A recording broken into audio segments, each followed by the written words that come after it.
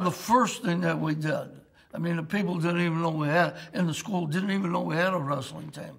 So the first thing I did was I built, I used to take the chalkboard, you know, there was a blackboard on wheels, and I would, after a match, for the next morning, I would put it out in the hall where all the students came into the school, and I'd put it out, the score on the blackboard so that everybody knew what the score was of the wrestling match, you know. So I got started with the blackboard like that, and then the next step I went to was it was like a bulletin board. It was a board that had all the wrestlers' names on it, and it was in lights, see?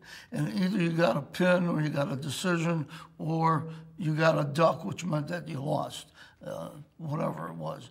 An upside duck, I can't remember. But anyway, that was really an attractive board that we had. I think Coach Madison helped me build that board. And we would put that out in the middle of the hall.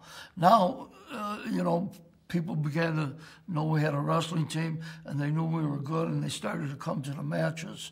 So the next thing I did was, to make it more exciting, I built I had it built, I didn't build it, but it was my idea that we build a wrestling door with a falcon on it. It was a huge door that you could come through, but on the front of the door was a huge falcon, and when it opened up, you know, the wrestlers would come through. But on top of that, we would have all these songs that we would play, like the Rocky songs. First started out with the March of the Gladiators from the movies, you know, the Gladiator, yeah.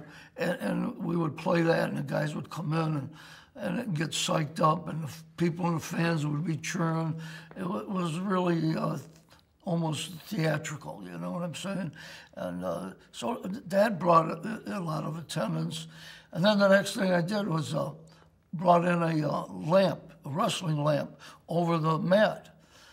And we were the first to do that, and of course, everybody was upset with me that we were doing something to psych our kids up, and they're not used to wrestling under a light. And actually, we had a team protest. They protested because we used the lamp. So eventually, somehow, I think we got away from the lamp.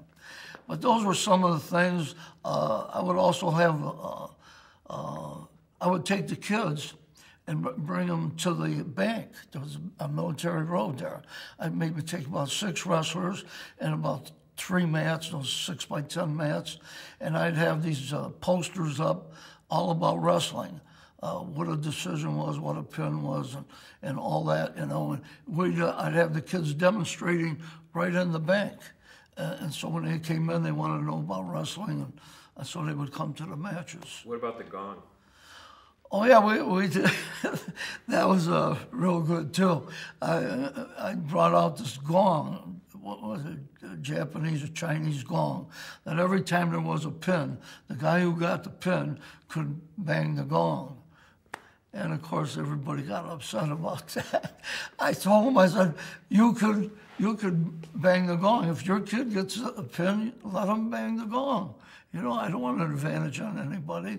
I just want wrestling to be attractive for the fans.